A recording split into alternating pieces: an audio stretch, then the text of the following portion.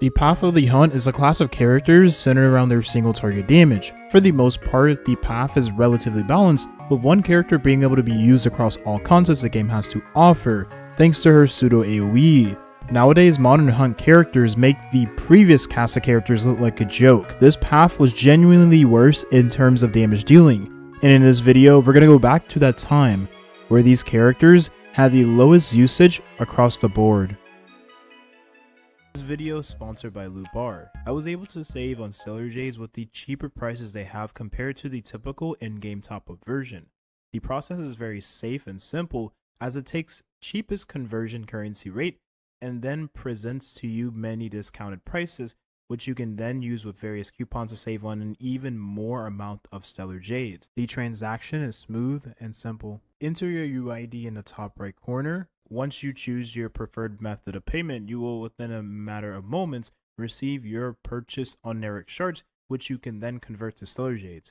One thing I like about Loot Bar is that you get the first time top up bonus for your Stellar Jades, which is a massive help when it comes to making the videos, because that means more pools for the rate up character. Check out the link in the description to save on your Stellar Jade purchases, and thanks again to Loot Bar for sponsoring this video. The launch period of Star Rail didn't feature Apocalyptic Shadow. As good of a content this is for the current contingent of conversation, not being present at Star Rail's launch would give the Hunt class a bad rep from the get-go. When you think of Hunt, sure, the limited banner character Seal comes to mind, but there was 3 other characters that had pure single target attacks with no room of flexibility. The true nature of a Hunt-based character was one that was thought to have flaws due to the content offered at the time. Now, erudition characters weren't much better, and while they had a bad rep as well, at the very least, there would be a character in the same version that at least felt like a good addition to the path, without the need of flexibility in his kit. What I mean by this is being a copy-paste of the path itself, which by default gave insight into what potential these characters had. This potential would matter a lot more when we talk about the modern Star Rail meta. If you wanted to use the single target damage dealers present, you realistically only had 2 choices unless you wanted more of a challenge. Su Sheng's best playstyle had been nerfed leading into the game. Out of any character in the path, let alone game, Su Sheng was able to break the toughness of enemies in one full rotation. In combination with her physical typing, this would allow her to thrive on a break effect based build. But this version of the character had been nerfed. This version of Su Sheng would later be replaced altogether by a new and improved physical damage dealer. Denhen the Hunt could be used with some success, thanks to the fact that Bronya was the best buffer in the game that was able to enable the full potential of this wind single target damage dealer. With the amount of wind weak enemies at this point in the game, he would at least have opportunities that allowed him to thrive. This would leave 2 characters of the Hunt path that most players would feel comfortable using to an extent. I'll explain why in just a minute. Them both being 5 stars meant they had less accessibility, and it also didn't help that Star Rail didn't front load its free to play role currency to spend on the Seal banner to try and obtain the character without of course spending money. So while this path was harder to get into as a free-to-play player, you had 2 choices coincidentally. Reroll while playing the 50-50 game, or just skip for the next banner character. I mean, you could have just won your 50-50, but that couldn't be me though. This situation would make the other classes a lot more appealing, and is part to blame why the destruction characters became as popular as they did. Keywords, part to blame. So if you were that player that made it through all of this unscathed and obtained Seal or Yanqing, you had a pretty solid roster leading into the endgame contents. Yanqing steered a little on the side of RNG, but we at least had a free-to-play option to give the character the shield he needed to keep his RNG uptime.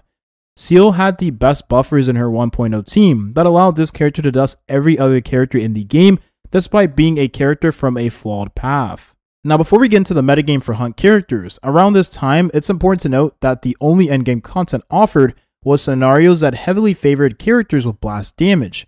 This would never change until there was a literal new content added to shake up the metagame for damage dealers. Now back to Seal. The energy gained from Ting Yun and additional turns from Bronya would allow this character to get many additional turns over the course of the fight, due to her resurgence upon elimination. It also helped that the resurgence state gave the character quantum resistance penetration, and activated after pressing her ultimate furthermore. So alongside Yanqing, she would dominate the meta of 1.0 until the release of Jing in the second half. Now Jing didn't dethrone Seal, as he was really just nice for the second team you could use to tackle the memory of the chaos. especially with the amount of lightning weak enemies at the time. However, his release symbolized something that was very important for anyone investing into the hunt path at this point in the game. You were getting robbed in broad daylight. Since there wasn't content present for the hunt characters to excel in, and these characters also didn't have the multipliers to compensate for the amount of enemies they would attack on their turn, this would create a massive damage discrepancy between the hunt path and every other damage dealing path in the game.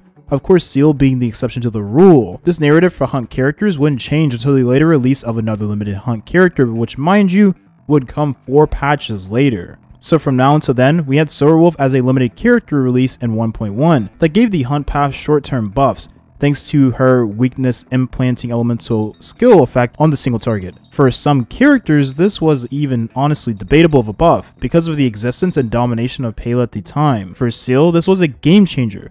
But in all honesty, it wasn't as if the character needed this, as she was already holding her own in the meta game. It was the other single target damage dealers that needed the help more. I'm not gonna lie, this took a lot out of me to say, as the biggest Silverwolf fanboy. We will see a shift in the Star Rail meta from 1.2 to 1.4 with the release of back-to-back-to-back destruction damage dealers, which was a path of characters that excel in blast scenarios. I totally didn't forget the early days of Clara, which while being a character that also dominated the endgame meta at the time, she had a playstyle that was and still isn't popular. That's my reason as for why I didn't even bother, and we also made like 3 videos on her at this point. Maybe I'm actually a Varrock fan all along. Back to the topic at hand.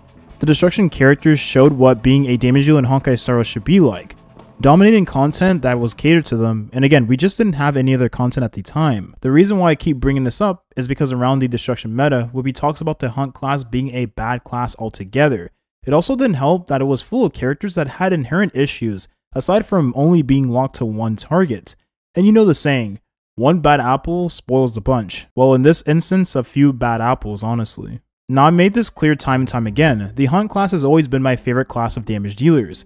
The satisfying feeling of one-tapping an enemy just feels way too good. Even with that being said, I too would use the destruction characters around this time in the metagame, because they gave comfort and quicker clears than any other path. This would give every other player at the time more than enough reason to despise power disparity between the paths. I remember even hearing people say they regret pulling on the early launch banners, but could you really blame them? The hunt characters had a lot of hurdles to jump over to change the common notions that they would have. And aside from the silver lining on the wall with Hoyo having to promote this class of characters in the future, we would receive our second limited hunt character in the second half of 1.4, Topaz.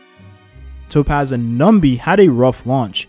In my opinion, the most rough launch of any other limited damage dealer. The reason being due to the skill point positive playstyle of this character, with not much of a damage increase to warrant a skill point negative or neutral playstyles that all the other damage dealers had at the time. She also had issues with damage unless you further invested into the character via Eidolons or signature. If we also mention the lack of dedicated relic set, boy oh boy, she was pretty bad. For one, she wants to achieve the goal of dealing damage, which is the common goal of every damage dealer. And while her method of doing so was different, that just didn't matter to the common player. We also didn't have the proper method of being able to play Topaz as she was intended. We had Clara, but again, this character was already as unpopular as is. Don't get me wrong, however, this team was still pretty darn strong. So despite Topaz having been a failed launch, that didn't help with the discussion centered around hunt-based damage dealers. Hoyo at the very least stuck to their sell the solution sales tactic. The hunt path would then not receive anything for 2 more patches, until the release of Dr. Ratio 1.6, who gave the path as a whole a better rep altogether. Part of that was due to the character being given for free to every player regardless of level, and the barrier to entry of his damage being considerably low. You only need debuffs on the enemies when you are using the elemental skill. Considering the amount of debuffs we had present in Star Rail at the time, would allow Dr. Ratio to maximize his damage and go toe-to-toe with the other paths of damage dealers. Now, considering the unique playstyle of Topaz matching the uniqueness of Dr. Ratio, the two would wind up working perfectly alongside one another with one slight caveat: Topaz's investment level. Unlike Silverwolf or Pela, any Nihility character for that matter, Topaz only had one form of debuff, unless she had her Light Cone or first Eidolon, which places an additional debuff on the target that receives a follow-up attack from her, or Numby. This is assuming you'd want to use Rurouni in the same team with both damage dealers, as she was the premier offensive buffing support for teams with more than one damage dealer. You could use Asta for the debuff application on her basic attack instead, but this wasn't popular enough to catch many eyes. despite Asta being one of Topaz's best buffers around this period as well. This would however symbolize that the Hunt path was going to see a shift in playstyle overall while keeping its identity that genuinely promotes a healthy overall change. This same patch would be the release of Pure Fiction, and while this new in-game content was to heavily favor the erudition path, which gave more spotlight on the Hunt and their shortcomings. Even though new content was being added to make each path more meta-relevant, many players wouldn't look at the big picture and still carry those same notions around, which again wasn't their fault. Hoyo were the ones to blame here. Don't hate the players, hate the game, the meta game in this context. Seal was the exception to the rule, however, with her pseudo AoE capabilities thanks to the additional turns she received upon elimination of the enemy. For every other character, this wasn't the reality, and they had overall a hard time competing in the new content. In some situations, you could use Topaz in Pure Fiction, as she had attacks outside of her own turns, which helped with the damage distribution, but it was heavily dependent on the enemy being weak to fire and having a level investment into the character. She worked nicely alongside Himiko, however. We wouldn't receive any updates to Hunt characters that was worth noting until the release of Boot Hill in the first half of 2.2, but by this point, the damage had already been done. But most players had rather not use single target damage dealers to begin with. For those, however, that decided to roll for Boot Hill, you were met with the strongest single target damage dealer we had ever seen in this meta game. Boot Hill was mainly used in the Hyper Carry Break Effect team with Ruame and Bronya. These two allowed him to maximize his damage and gave consistent one-shots on the enemies, which is what showed the capabilities of this path at their best. What we had experienced prior was the path at their worst. Nothing changed content-wise for the release of Boot Hill to shake the metagame so dramatically. The only thing that happened was Boot Hill receiving a post 2.0 kit, one that was overloaded. For once, a Hunt character was properly accommodated, multipliers wise, for having to only attack one target at a time. He could also be used anywhere thanks to the fact that his ult would implant physical weakness, and this in turn could one-shot the target if used during his own turn with the enhanced basic attack. Despite the efforts of Boot Hill giving his all to show the true nature of a modern single target damage dealer, the later release of Firefly in the following patch would do the character zero favors. Firefly felt like a much easier character to use and had more flexibility over a wide range of contents due to her being AoE. This in turn would completely overshadow Boot Hill, especially considering they're now played in the same team. I do want to save the rest of this character for her upcoming dedicated video, so we could talk about what this patch did for the Hunt path overall with the release of the Apocalyptic Shadow. The Apocalyptic Shadow did nothing for Hunt characters that would make them excel over the other paths because Hoyo did the one thing they shouldn't have. Essentially create a second memory of chaos. Now, I'm not saying this content should be gatekept from other paths, but the Hunt path overall doesn't feel leagues better than any other path in this content, much like erudition is to other paths in Pure Fiction. Now, whether that's because the path doesn't have many options on the tier of Boot Hill, the barrier to entry due to teams like Topaz and Dr. Ratio follow-up, over the content being centered around breaking the enemy's toughness bar. The fact that this feels no different than a regular stage 12 of Memories of Chaos is astonishing to me, but can you blame them after all? The path of the Hunt is the least popular based on sales and overall usage rates, so the Hunt characters had to scavenge for opportunities to be used like Topaz against fire weak enemies in Pure Fiction, and Seal alongside Sorrowwolf and Apocalyptic Shadow. These characters, however, never felt like the best choices available in the game, even post-release of Boot Hill. We would, however, receive another Hunt character that was debatable for players overall at this point in terms of account value. In patch 2.4, March the Hunt was a solid single target damage dealer. She plays the role of Ruame essentially and works well alongside another damage dealer like Topaz does. Pretty much a harmony mixed with Hunt. For many players that own Dr. Ratio, however, she didn't make the cut for the follow-up attack team. This in turn would give her a smaller use case depending on the amount of characters on your roster. Super Break was her overall best team as she worked nicely alongside Boot Hill and Firefly, but really she was a hybrid character, so it made a lot of sense. Now at the time of my recording, the Hunt path would receive his next meta game damage dealer, much like Boot Hill was during his prime release. What will make this character more appealing is that she's an attractive woman. Fei Zhao does have a ton of more damage and nicer animations, but she's still a Hunt character, but again, she's just hot, which in my opinion is her selling point.